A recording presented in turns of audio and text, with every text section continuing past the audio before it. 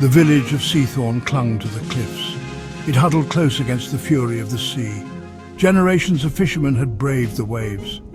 They brought back tales of its bounty and its wrath. The sea provided. The sea also took away. Towering above Seathorn stood the lighthouse. It was a beacon against the darkness. Salt spray had eaten into its stone. The wind sang through its cracks. Yet it stood defiant, a symbol of hope against the ever-present danger of the sea. The villagers looked to the light.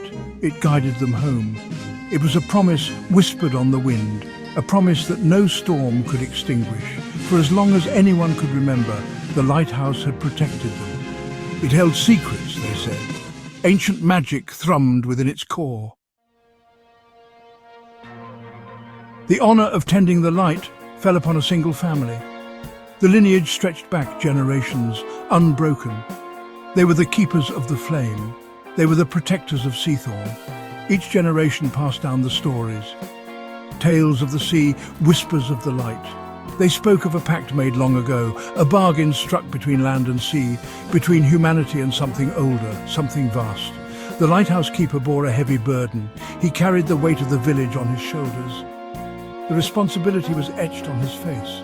It was in the lines around his eyes, in the set of his jaw.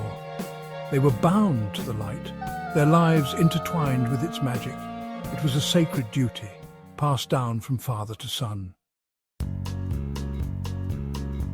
Caius, the current keeper, felt the weight of his ancestors.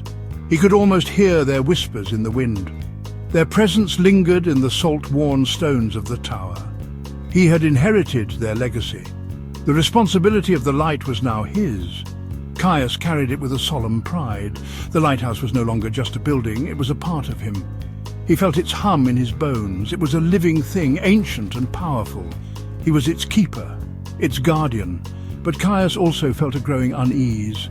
The sea was restless. It whispered secrets that chilled him to the bone. He had seen things, fleeting glimpses beneath the waves, things that made him question everything. Section 4. Storm clouds and whispers. A storm gathered on the horizon. It was unlike any Caius had ever seen. It rolled in from the depths, dark and hungry. The wind howled like a banshee. Waves crashed against the cliffs, spitting foam and fury. Then she arrived, Ilara. She came from the sea, her laughter echoing on the wind. Her eyes were the color of the deepest ocean depths. Her hair flowed behind her like seaweed, a creature of the storm, beautiful and terrifying. Ilara spoke of an imbalance. The sea, she claimed, demanded its due.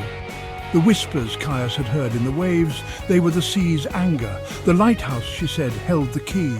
Its light was a tether, holding back the sea's wrath. But for how long? Ilara's words struck Caius to his core. He looked at the lighthouse, its light a beacon against the storm. It had always meant safety. Now he saw it differently. It was a prison, a barrier. The sea raged around them. Ilara offered a choice. Extinguish the light, she said. Let the sea claim what is owed. The village will be destroyed, washed away by the waves, but from the ashes something new will rise. A balance will be restored, or keep the light burning, defy the sea's will and face its full wrath. The lighthouse may hold, but for how long? And at what cost? Caius was torn. He was the keeper of the light, sworn to protect his village, but what if protecting them meant dooming them all in the end?